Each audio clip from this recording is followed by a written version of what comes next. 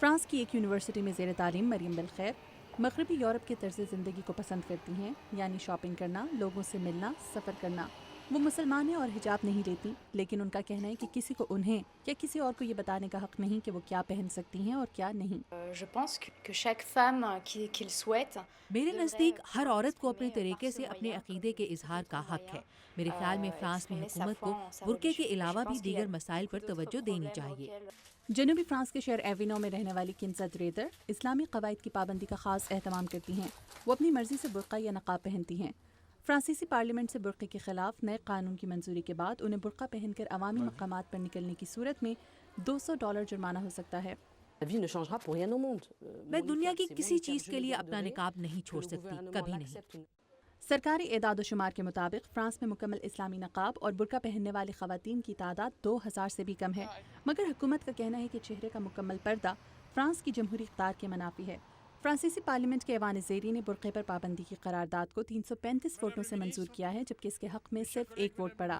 حکمران جماعت UMP کے یک میارت جو برقعے پر پابندی کی حمایت کرتے ہیں، کہنا ہے کہ یہ پابندی مسلمانوں پر نہیں بلکہ فرانسیسی انقلاب کے بعد قائم ہونے والے سیکولر نظام کی پاسداری کے لیے ضروری ہے۔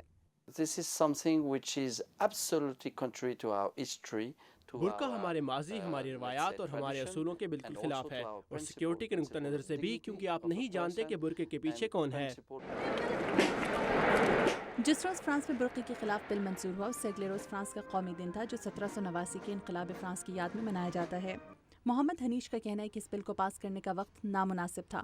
پیرس کے علاقے سینٹ ڈینس میں اس بل پر یونین آف مسلمز ایسوسی ایٹس کے اراکین کی بحث کے مطابق یہ بل فرانس کو اکٹھا کرنے کی بجائے فرانس میں بسنے والے 50 لاکھ مسلمانوں کو الگ تھلگ کر سکتا ہے۔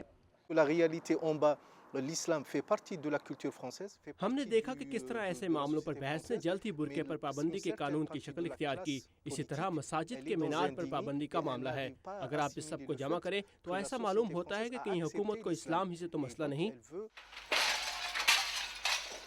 فرانس میں 2005 کے فسادات کے بعد سے پیرس کے شمالی مشرقی علاقے میں رہنے والے مسلمانوں اور حکومت کے تعلقات زیادہ اچھے نہیں رہے۔ ان فسادات کے مظاہرین نے الزام عائد کیا تھا کہ پولیس نے ان سے بدسلوکی کی تھی۔ اب برقع اور نقاب کے خلاف پابندی کے بل سے خدشہ ہے کہ پیرس ہی نہیں بلکہ پورے فرانس میں مسلمانوں کی دل آزاری ہوگی۔ اس بل کی ابھی سینٹ سے منظوری باقی ہے، جبکہ ابھی اس کی منظوری کے راستے میں کئی قانونی دشواریاں بھی حائل ہیں۔ ماہرین کا کہنا ہے کہ اسے فرانسیسی آئین کی خلاف ورزی قرار دینے کے علاوہ انسانی حقوق کی یورپین عدالت میں بھی لے جایا جا سکتا ہے۔ رائے عامہ کے جائزوں کے مطابق فرانس کی زیادہ تر آبادی اس پابندی کے حق میں ہے، مگر مریم اور کنزا کے لیے اپنے مذہب کے اظہار کا طریقہ ایک دوسرے سے مختلف ہونے کے باوجود یہ نیا قانون ان کے بنیادی انسانی حقوق کے منافی ہے۔